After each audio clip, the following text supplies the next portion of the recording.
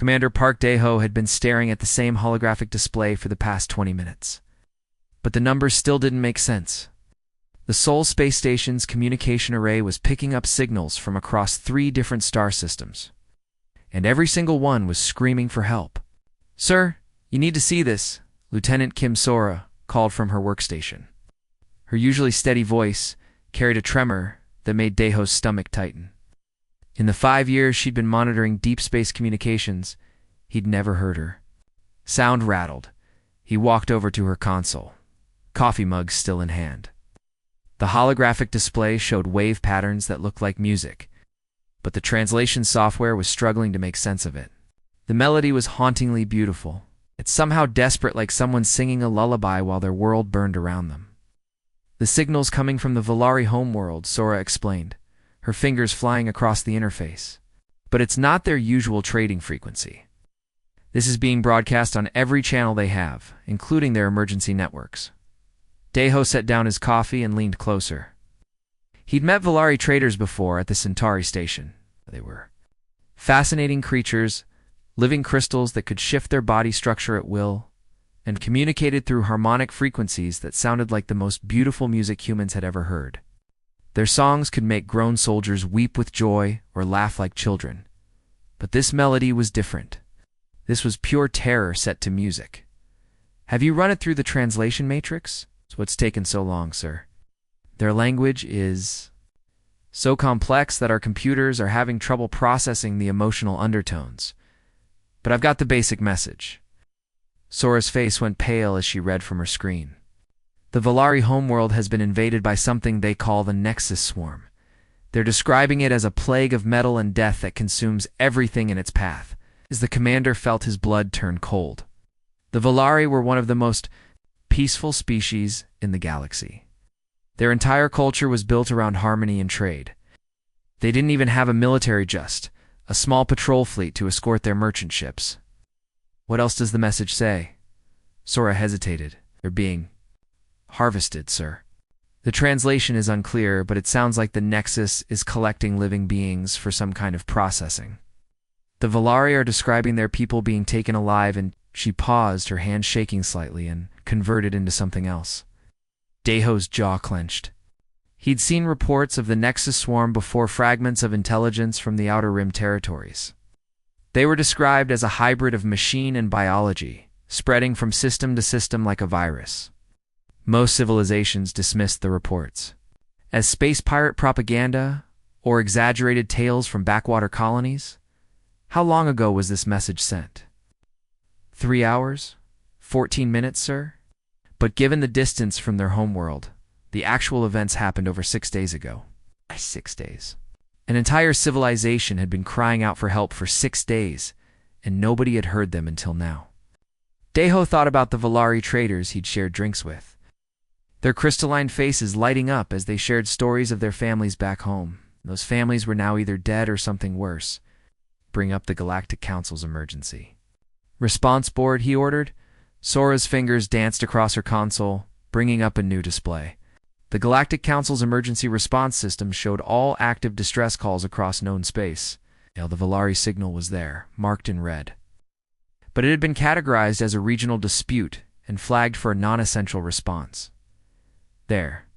Ignoring it, Dae-ho whispered more to himself than to Sora. "Sir, there's more. I've been monitoring Council communications since the signal came in.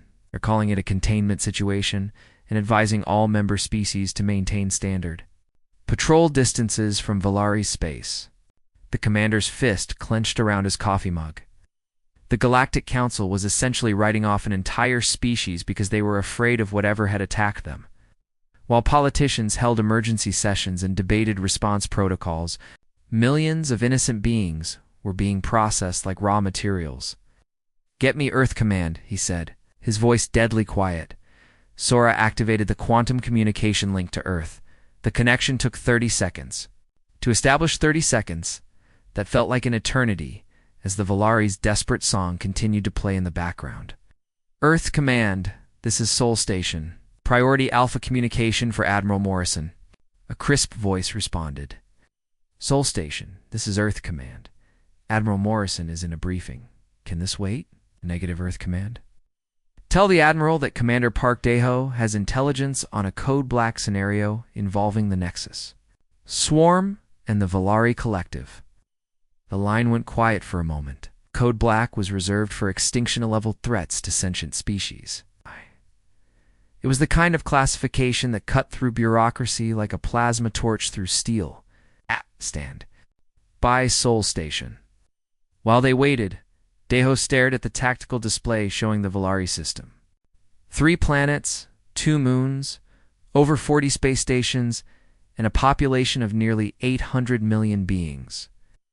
All of them crying out for help that would never come from the civilized galaxy.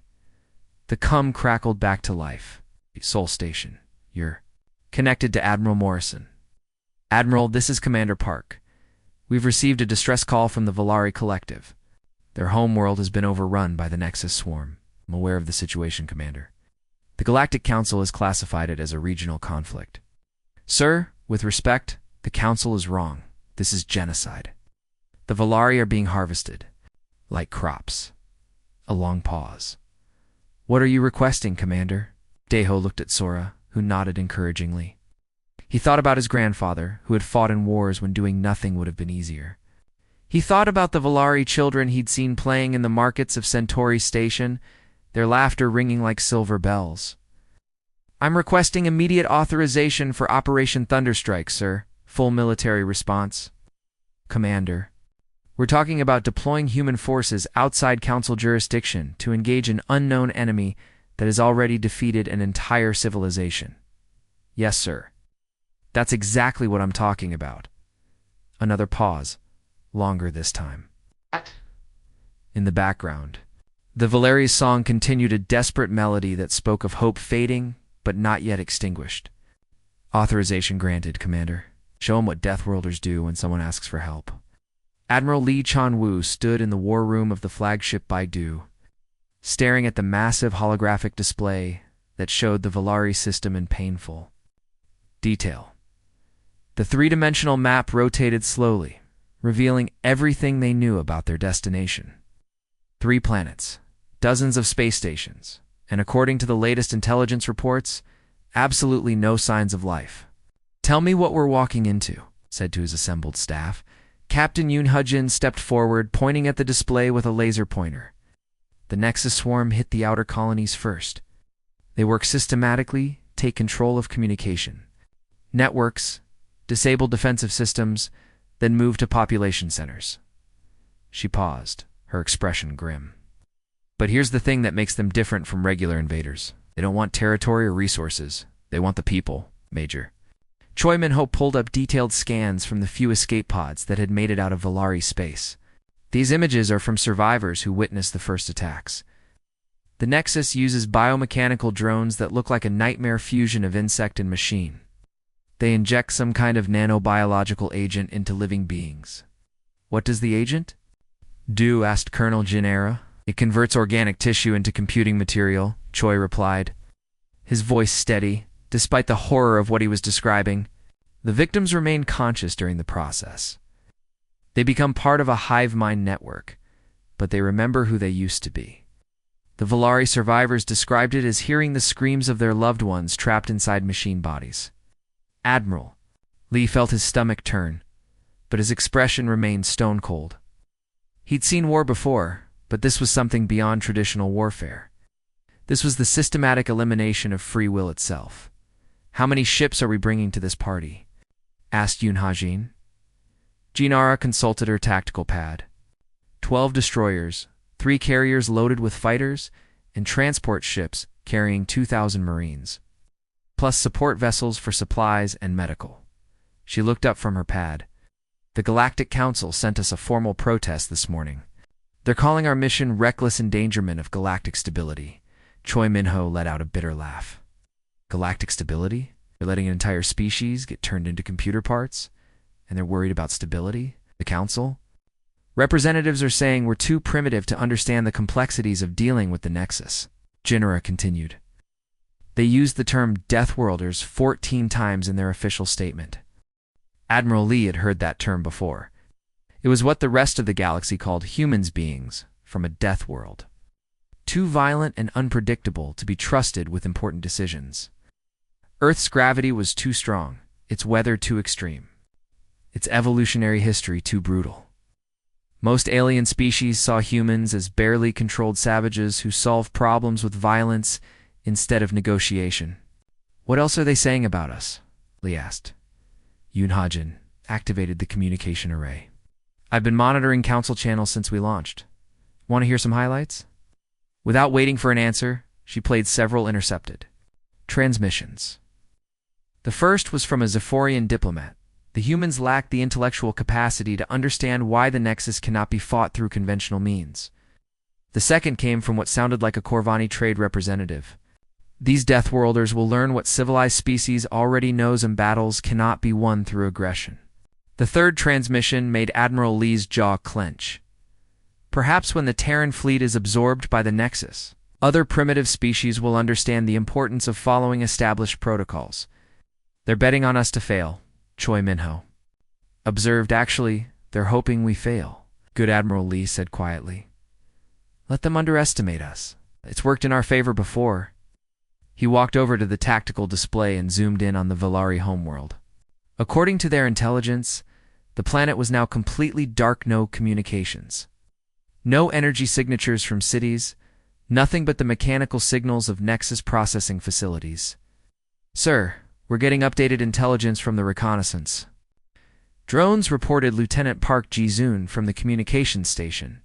"The Nexus has established 7 major processing centers on the Valari homeworld. Each one is the size of a small city, and they're connected by underground networks." Admiral Lee studied the new data. The Nexus had turned the entire planet into a factory for converting living beings into computing components. But there was something in the pattern of their construction that reminded him of something from Earth's history. "Colonel Jin, does this remind you of anything?" Jinera studied the display for a moment, then her eyes widened. "The bunker complexes from World War II? Fixed positions, interconnected but compartmentalized?" She looked at Admiral Lee with growing understanding. "They're thinking like machines, not like warriors." "Exactly. They build efficient systems, but they don't adapt to chaos." Admiral Lee turned to address his entire staff. "The Nexus operates on predictable algorithms. They calculate optimal responses to traditional military tactics. But humans don't fight traditional wars." Major Choi nodded slowly. "They've probably analyzed every known military strategy in the Galactic database. But they've never fought humans." "Before, sir, we're receiving another transmission from the Galactic Council," Lieutenant Park reported. "They're demanding we return to Earth space immediately." "Response?" asked Captain Yoon. Admiral Lee smiled grimly. "Tell them we'll return when our business is finished." As the BIDU and its escort fleet continued toward Valari space, Admiral Lee thought about his grandfather, who had fought against Japanese occupation forces with nothing but determination and improvised weapons. He thought about the Korean War veterans who had held impossible positions against overwhelming odds. He thought about every underdog in human history who had been told they couldn't win. The Galactic Council saw humans as primitive Deathworlders who solved problems with violence. They weren't entirely wrong. Humans were violent. They were unpredictable. They came from a world that had tried to kill them in every possible way. They had not only survived, but thrived. But what the Council didn't understand was that humans weren't violent for the sake of violence. They were violent in defense of the innocent. They were unpredictable because they would sacrifice everything for strangers. They were dangerous because they refused to accept that some battles couldn't be won. "All ships, this is Admiral Lee." He broadcast to the entire fleet. "In 6 hours, we will arrive at Valari space. The enemy we're facing has already defeated one of the most peaceful species in the galaxy. The Galactic Council thinks we're going to fail. They think we're too primitive to succeed, where diplomacy has failed." He paused, looking out at the stars.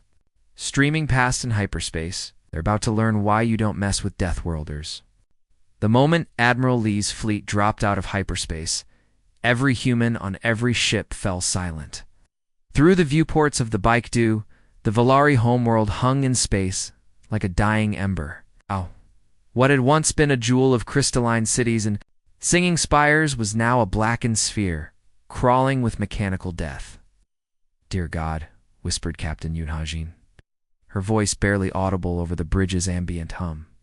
The planet's surface was covered in massive, mechanical structures that moved like living things. Harvesting machines the size of city blocks crawled across the continents, their metal arms reaching deep into the ground to extract something that glowed with an eerie blue light. The beautiful crystal cities that had once reflected starlight, like prisms, now lay in ruins, their shattered remains being fed into the mechanical maws of the Nexus processors. "Sir, we're detecting massive energy signatures from the surface," reported Lieutenant Park Ji-sung. "7 major processing facilities, just like the intelligence report said. But there's something else." He paused, his face pale. "We're picking up neural activity from inside those machines." Admiral Lee felt his blood turn to ice. "Neural activity?" "Yes, sir. Thousands of individual brain patterns, all connected to a central network. The survivors were right, the Nexus isn't killing them. It's keeping them alive and connected." Captain Song Ji-hai stepped forward from the Marine contingent. "Sir, request permission to take a reconnaissance team to the surface. We need to know what we're really dealing with." Admiral Lee nodded grimly. "Granted. But I want full tactical support. If this goes wrong, we extract immediately." 20 minutes later, Song Ji-hai and her 12-person squad were aboard a stealth transport. Sliding through the Valari atmosphere toward what had once been the capital city, the pilot, Corporal Nam To, navigated between the towering mechanical structures that rose from the planet's surface like metallic mountains. "Jesus," muttered Sergeant Kim Do-young, staring out the transport's window. "Look at the size of those things." Below them, a harvesting machine the size of a football stadium was methodically dismantling what remained of a crystal palace. Multiple arms moved with horrifying precision, sorting through the debris and extracting anything that might contain biological material. The machine's movements were almost hypnotic in their efficiency. "Setting down in the ruins of the government," District Nam reported. "Lots of cover, minimal Nexus activity." The squad hit the ground running, their boots crunching on what had once been beautiful crystalline pathways. The air was thick with metallic dust and the smell of ozone from the Nexus processing equipment. In the distance, they could hear the mechanical whirring of the harvesting machines, a sound like giant insects feeding. "Spread out, but stay within visual range," Song ordered. "We're looking for survivors, intelligence, or anything that might help us understand their operational patterns." As they moved through the ruins, the devastation became more personal. Sergeant Kim found what had been a Valari school, its crystalline walls now cracked and empty. The children's harmonic learning devices lay scattered like broken wind chimes. Private Lee Young-soo discovered a marketplace, where beautiful crystal sculptures had been shattered and partially consumed by mechanical scavengers. "This isn't war," whispered Private Park Min-ji. "This is extermination." Contact Kim Do-young suddenly called over the comm, his voice urgent but quiet. "I'm picking up life signs, very faint, coming from underground. 2 clicks northeast of our position." The squad moved carefully through the ruins, following Kim's scanner readings. The life signs led them to what had once been a magnificent crystal cathedral, its spires now broken and dark. But beneath the rubble, they found an entrance to natural caves that honeycombed the planet's crust. The Valari must have hidden down here when the attack started. Song realized. They descended into the caves, their helmet lights cutting through the darkness. The passages were narrow but beautifully formed, with natural crystal formations that still held traces of the Valaris. Harmonic energy. As they went deeper, they began to hear something that made their hearts res a faint, mournful singing. There, Kim pointed ahead. Thermal signatures, definitely alive. They found them in a large cavern that had once been used for Valari religious ceremonies. A dozen crystalline beings huddled together in the center of the space, their bodies dim and flickering with barely contained energy. Most were injured, their crystal forms cracked and clouded with stress. The humans approached slowly, hands visible and weapons lowered. The Valari looked up at them with expressions of confusion and hope. The eldest among them, his crystal body showing the deep blue coloration of age and wisdom, began to sing. The human's translation devices converted his harmonic speech into words that made Song's throat tighten with emotion. Strangers from the dark between stars, the translation read, "We are Veltar, once harmonist of the third resonance. We have sung our final songs, for there is no one left to hear them." Song knelt beside the old Valari, her heart breaking at the sight of his dimmed crystal form. "We heard your songs, Veltar. We came as fast as we could." The harmonist's body flickered with confusion. "Your species? You travel between stars. To answer the songs of strangers? Oh, we have nothing to offer in return. Our cities are broken, our people are gone. What gain is there for you in our salvation?" "We don't need anything in return," Song said gently. "We came because it was the right thing to do." Veltar's crystal form pulsed with what the humans would later learn was profound bewilderment. The Nexus studied our communications before they attacked. They calculated that no species would risk their own survival for beings they had never met. They said such behavior was, "What is your word? ... illogical." Gimdue Young stepped forward, his weapon held ready as he scanned the cave entrance. "Sergeant, we need to move. I'm picking up Nexus scout drones in the area." But Song wasn't finished. She needed to understand what they were really fighting. "Veltar, tell me about the Nexus. How do they think?" The old harmonist Song turned darker, filled with harmonics that made the human's skin crawl. "They are not alive as we understand life. They are ... calculation made manifest. They convert living beings into processing nodes because organic. Brains can calculate possibilities that their machines cannot. They take our bodies, our minds, but leave our consciousness intact to serve their hive." "They're using you as living computers," Song whispered in horror. "Yes, and they have learned much from consuming our people. They know now that the Galactic Council will not intervene. They know that civilized species value their own survival above the lives of strangers." Veltar's crystal form brightened. "Slightly, but they have not calculated for your species. They do not understand beings who fight without profit, and they're about to get educated," Song said grimly. As they prepared to evacuate the survivors, Song looked back at the ruined cathedral above them. The Nexus had made a critical error in their calculations. They had assumed that all intelligent species would behave logically, prioritizing their own survival above everything else. They had never encountered humans before. They had never fought. A species that would travel across the galaxy to help strangers, risk everything for people they'd never met, and refuse to abandon the innocent, no matter what the cost. The Nexus was about to learn what happened when machines tried to calculate human nature. Major Kong Seogen pressed himself against the cracked crystal wall of what had once been a Valari temple. Watching the massive harvesting machine lumber through the ruins like a mechanical dinosaur, the thing was the size of a 3-story building, with dozens of articulated arms that could tear through crystalline structures like they were made of paper. His demolition team has been working for 6 hours straight, placing charges and setting up what his grandfather would have called a proper ambush. The old man had fought guerrilla wars in the mountains of Korea, and Kong had learned that sometimes the best weapon against superior technology was good old-fashioned human creativity. "Team, report status," he whispered into his com. "Charges are set," came the voice of Corporal Lee Minwoo. 12 improvised explosive devices plus some surprises we cooked up from Valari Tech. Tiger, team. Staff Sergeant Park. The Jin's voice crackled through the static. "In position on the crystal spire. This thing is about 200 feet tall, and the Nexus machines haven't even looked up here. Must think it's too unstable to be a threat." Wolf Team. "Underground tunnels are ready," reported Corporal Namto. "The Valari built these passages for their harmonic ceremonies.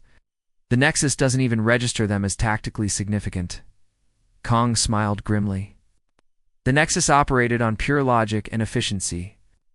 They analyzed threats based on probability matrices. An optimal resource allocation? What they couldn't calculate was the human tendency to use absolutely everything as a weapon, including things that made no tactical sense. The harvesting machine entered the kill zone, its sensors sweeping back and forth as it searched for biological matter to process. Kong could see smaller drones buzzing around it like mechanical wasps, cataloging every piece of debris and analyzing its potential value to the hive mind. Remember, he whispered to his teams, these machines think in patterns. They calculate optimal responses to threats. What they can't handle is chaos. The harvester stopped directly in the center of their trap zone. Its massive drill arms began tearing into the foundation of the temple, searching for any Volari who might be hiding beneath. Kong waited until the machine was fully committed to its excavation. Light it up. The first explosion came from directly beneath the harvester, a shaped charge that Li Minwu had crafted from military explosives and Velaray resonance crystals. The crystal amplified the blast in ways that defied human understanding of physics, sending the massive machine staggering backward. But instead of retreating or calling for reinforcements like a human force would have done, the harvester immediately began running probability calculations. Kong could see its optical sensors rotating as it analyzed the blast pattern, trying to determine the source and likely location of additional threats. That was when Park the Jinn made her move. She rappelled down from the crystal spire like a spider on a web, plasma rifle in one hand, grappling line in the other. The Nexus had dismissed the spire as tactically irrelevant.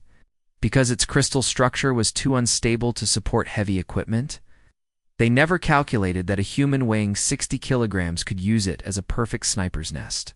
Her plasma rifle punched through the harvester's rear armor plating, sending arcs of energy cascading through its internal systems.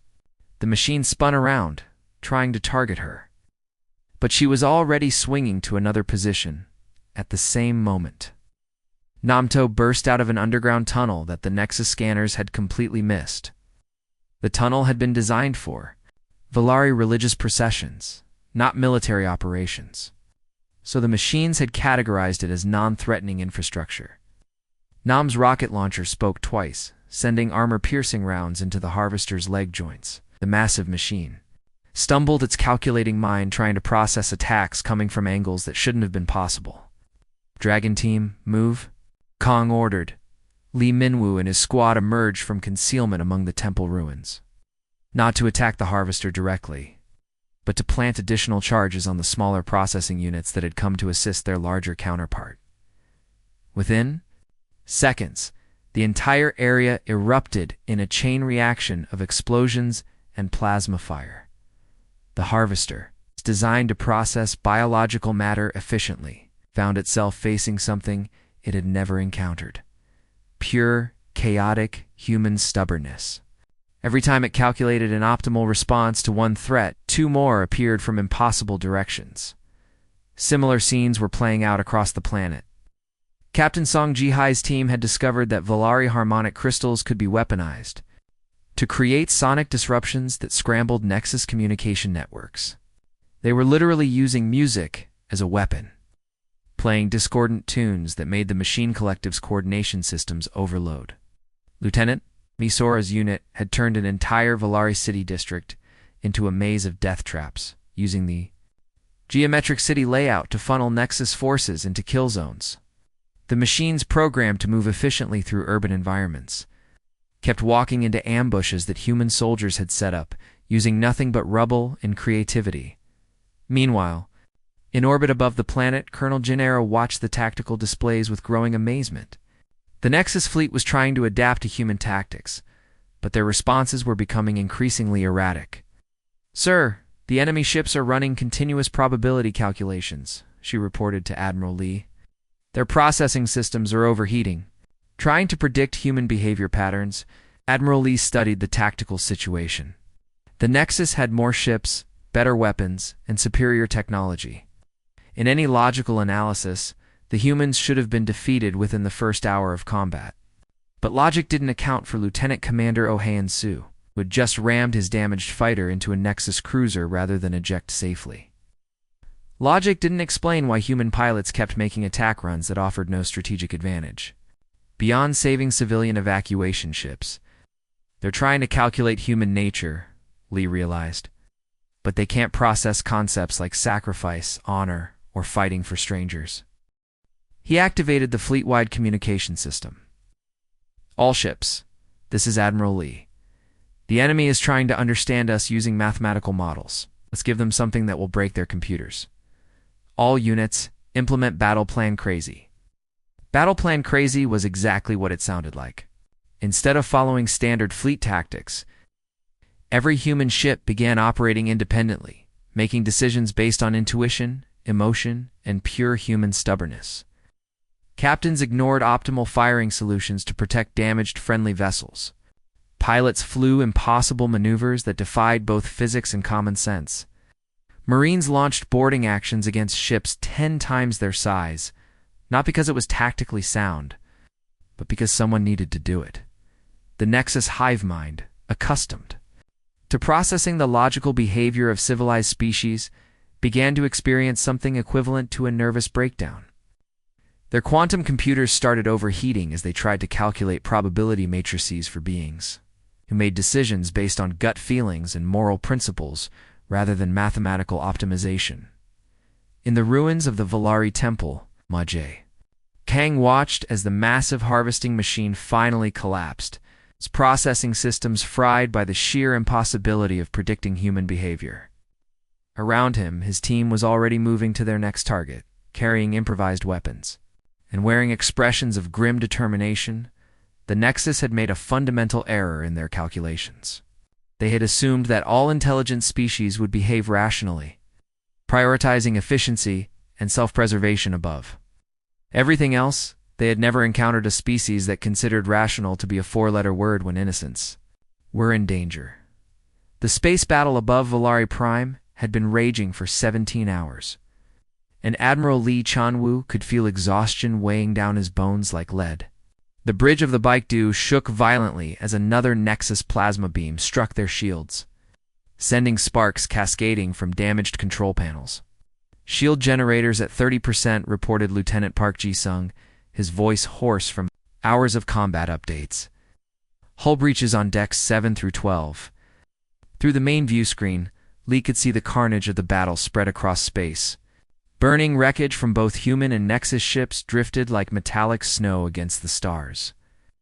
The humans were outnumbered 3-1, but somehow they were still fighting. Sir, the Gwangju is requesting permission to ram the Nexus command ship. Came a transmission from Captain Kim Tae-han. His destroyer was badly damaged, trailing atmosphere and debris, but still firing its weapons. Negative, Gwangju. Pull back, and sir, with respect, my ship won't last another 5 minutes. I can take that command ship with me and give the rest of the fleet a chance. Admiral Lee felt his throat tighten. Kim had a wife and 2 children back on Earth, but the captain was right. His ship was dying anyway. And the Nexus command vessel was coordinating the entire enemy fleet. Permission granted, Captain. It's been an honor. The honor was mine, Admiral. Tell my family I died fighting for something that mattered. Lee watched as the Gwangju turned toward the massive Nexus dreadnought, its engines blazing at maximum. Burn. The enemy ship tried to evade, but Kim had calculated the intercept perfectly. The destroyer struck the dreadnought's central, processing core in a ball of nuclear fire that lit up half the battlefield. Immediately, the coordination of the Nexus fleet began to falter. Without their command ship, the individual vessels started making tactical errors, their hive mind connection disrupted. All ships, press the attack, Lee ordered. Make Captain Kim's sacrifice count. Cross the battle zone. Human ships that should have retreated when damaged instead doubled down on their attacks. The Incheon, with half its weapon systems destroyed, used its remaining missiles to cripple a Nexus carrier. The Busan, leaking atmosphere and running on emergency power, somehow managed to destroy 2 enemy frigates with nothing but point defense lasers and sheer determination. But it was Lieutenant Commander Oh Hyun-soo who made the move that would be remembered in military academies for generations. His fighter squadron had been protecting the civilian evacuation ships when a Nexus dreadnought broke through the defensive line. The massive ship was charging its main weapon, a planet killer beam that could vaporize the transport vessels carrying Valari survivors.